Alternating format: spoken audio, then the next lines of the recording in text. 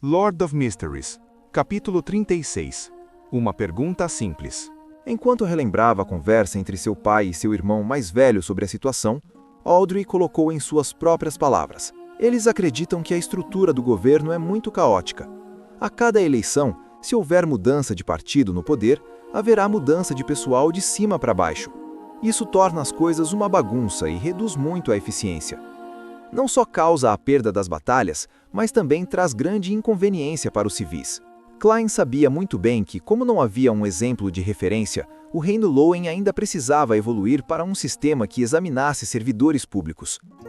A situação política ainda estava em seus estágios preliminares, portanto, após cada vitória eleitoral, muitos dos chamados cargos seriam concedidos a membros e simpatizantes.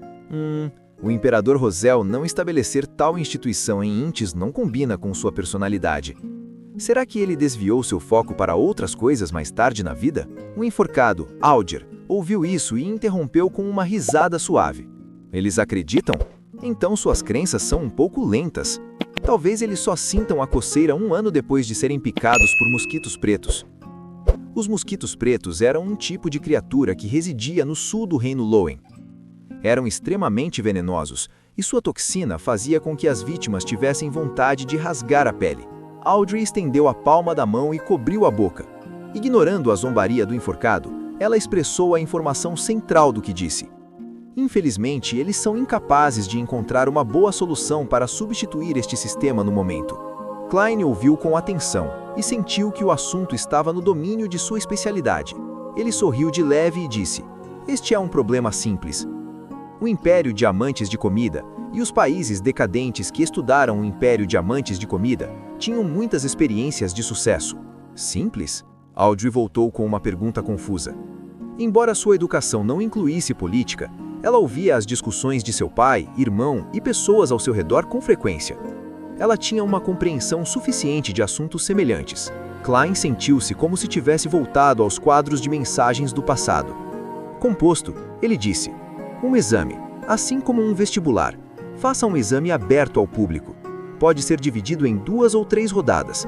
Use o método mais objetivo para selecionar a elite." Mas Audrey pensou em qual tipo de objeção esse método encontraria.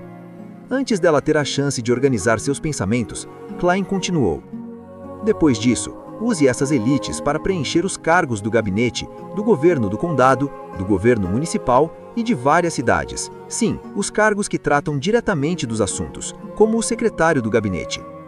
Posições diferentes devem ter requisitos diferentes. A segunda ou terceira rodadas podem ser realizadas com base na localidade e região. Os assuntos profissionais devem ser deixados para os profissionais. Quanto aos cargos políticos como ministros, governadores ou prefeitos, serão deixados para os partidos que vencerem a eleição. Essa é uma fatia do bolo que eles merecem." O enforcado, Alger, não tinha interesse em tais assuntos, mas virou a cabeça por instinto e ouviu com atenção. Audrey franziu um pouco a sobrancelha enquanto pensava profundamente. Não há pressa em substituir todos de uma vez. O gabinete e várias agências do serviço público serão prejudicados se isso acontecer. O governo pode fazer um exame a cada ano ou a cada 3 anos. Eles podem ser substituídos de forma gradual. Por fim, diante da expansão do reino e das renúncias de servidores assalariados, que trarão vacâncias, pode-se sistematizar a distribuição de vagas. Klein expressou todo o seu talento como político de teclado. Então, virou a palma para fora e disse: "Tal projeto pode trazer as elites perspicazes do reino para o governo. Independente do partido no poder ou de quem seja o ministro, o serviço público permitirá que o reino mantenha suas operações básicas e efetivas. Claro, um efeito colateral foi o nascimento do demônio eterno, que era a burocracia." Considerando a sugestão, Audrey perguntou em dúvida: "Você está insinuando que mesmo que esses ministros se tornem macacos, os efeitos seriam insignificantes?" "Não", Alger interrompeu de repente. "Acredito que os macacos são uma escolha melhor do que os atuais ministros." Ele fez uma pausa antes de acrescentar: "Afinal, os macacos só precisam comer, dormir e acasalar. Eles não teriam ideias tolas e insistiriam em projetos sem cérebro." "Senhor enforcado, Parece que você tem um péssimo superior." Klein sentou-se em seu lugar de honra e balançou a cabeça em silenciosa diversão. Audrey refletiu sobre a sugestão que o Sr. Tolo havia oferecido e depois de um tempo disse surpresa: "Parece que pode mesmo funcionar. É uma solução muito simples, mas eficaz." Ela olhou para Klein e ficou sinceramente maravilhada. "Sr. Tolo, você deve ser um ancião de inteligência excepcional e muito experiente na vida." Os cantos da boca de Klein se contraíram um pouco quando ele olhava para o enforcado e a justiça por alguns segundos silenciosos. "Vamos terminar a reunião de hoje por aqui. Se a senhorita Justiça for capaz de influenciar sua família e efetuar mudanças neste assunto, posso orientar Benson com antecedência e dar a ele uma chance de se tornar um funcionário público." Pensando bem, Benson era de fato adequado para tal carreira. Entretanto, é improvável que a Justiça tome a iniciativa. Isso ocorre porque o enforcado e eu poderemos descobrir com facilidade qual nobre sugeriu isso e basicamente adivinhar sua identidade. Claro, ela poderia fazer isso de maneira indireta e secreta.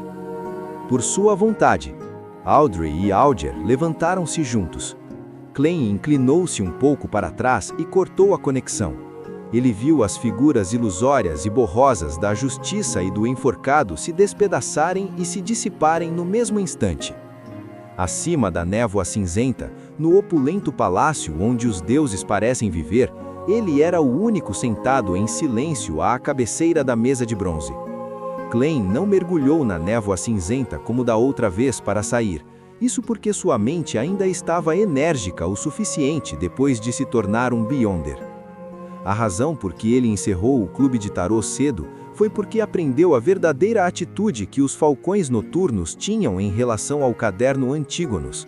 Ele decidiu que deveria procurá-lo a sério e não dormir o tempo todo. Fazer isso faria Danny Smith suspeitar de suas atividades em casa. Além disso, ele beneficiou bastante desta vez. Klein sentou-se na cadeira de espaldar alto à cabeceira da mesa de bronze. Seus braços apoiaram-se no apoio de braço, enquanto ele cruzava os dedos e observava com cuidado a névoa cinza sem limites. Ele achou o lugar sereno, como se ninguém tivesse pisado nele por 10 milhões de anos. Quando ele estabeleceu a conexão para convocar o enforcado e a Justiça, notou algo de forma aguda.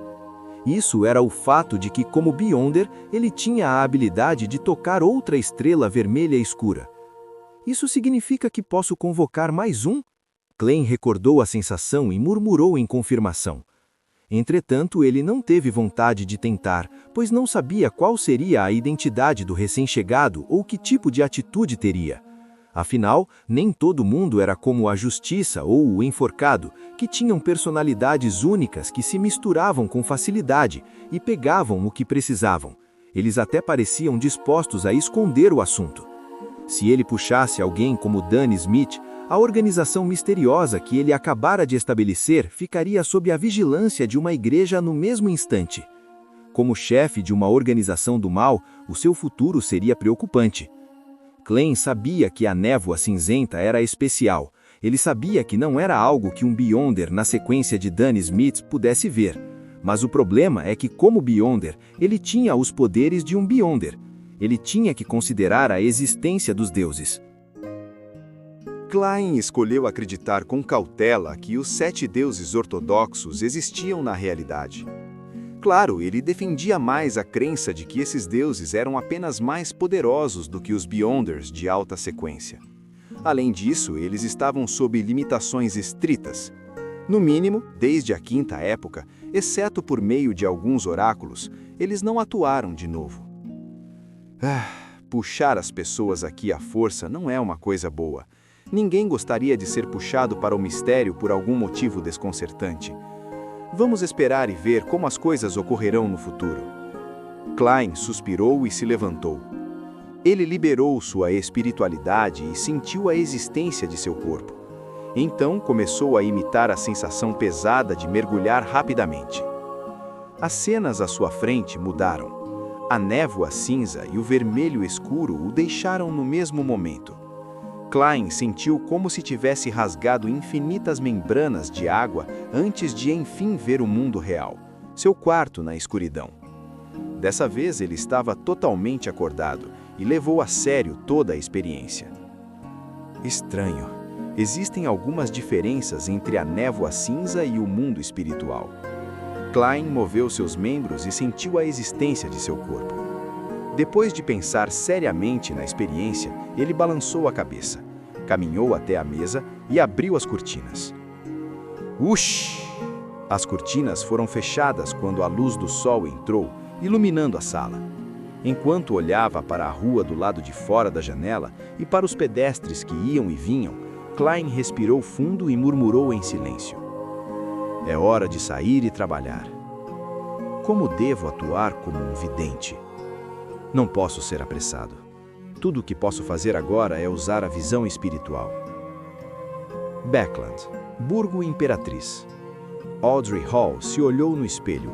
Ela viu suas bochechas vermelhas de excitação e seus olhos tão brilhantes que teriam intimidado qualquer um de olhar para eles. Ela não examinou nada disso, enquanto relembrava com pressa. Ela pegou a caneta tinteiro cravejada de rubis e escreveu a fórmula da poção de espectador no requintado pergaminho de pele de cabra. 80 ml de água pura. 5 gotas de essência de crocus de outono. 13 gramas de pó de paenol de dentes de vaca. 7 pétalas de flores élficas. O globo ocular de um peixe manhwa adulto. 35 ml de sangue de peixe preto com chifres de cabra. Ufa! Audrey soltou um suspiro de alívio ao ler algumas vezes para confirmar que não havia cometido nenhum erro.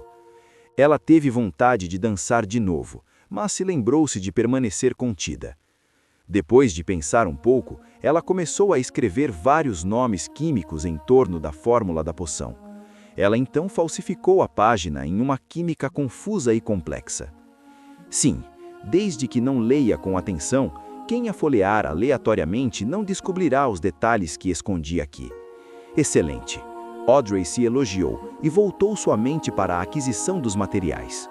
Vou primeiro procurar nos poucos cofres que temos. Vou então tentar trocar as partes que faltam com outras pessoas. Se eu ainda não conseguir reunir todos, só posso pedir ajuda ao enforcado ou ao tolo. O que posso oferecer como pagamento? Depois de pensar um pouco, Audrey fechou o caderno e o colocou em uma pequena estante. Depois disso, ela caminhou rapidamente até a porta e a abriu. Uma Golden Retriever estava sentada obedientemente do lado de fora. Os cantos da boca de Audrey se curvaram quando ela revelou um sorriso radiante. Suzy, você completou a missão perfeitamente. Nas histórias serializadas nos jornais, os detetives costumavam ter um assistente capaz. Eu acho que deveria haver uma cadela enorme apoiando uma verdadeira espectadora. Depois disso, Audrey voltou para o seu quarto e fechou a porta. Ela também trancou a porta com uma chave grossa. Audrey sentou-se e pegou seu caderno. Ela virou abaixo dele uma obra-prima de carniceria. Em volta de todo o caderno havia uma runa feita de sangue escrita de forma artística. Uma pilha de pedaços de madeira queimada estava atrás do caderno, e ela utilizou a queima para fazer parte da arte-terapia.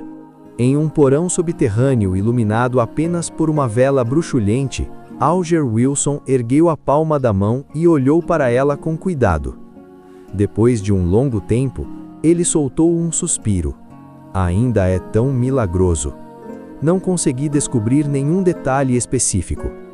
Depois de ter feito preparativos suficientes, ele não conseguiu entender como o tolo realizou a convocação. Ele baixou o olhar e observou o pergaminho de pele de cabra na mesa à sua frente. No cabeçalho do pergaminho marrom amarelado, havia uma frase escrita em Hermes com tinta azul escura. 7. Navegador.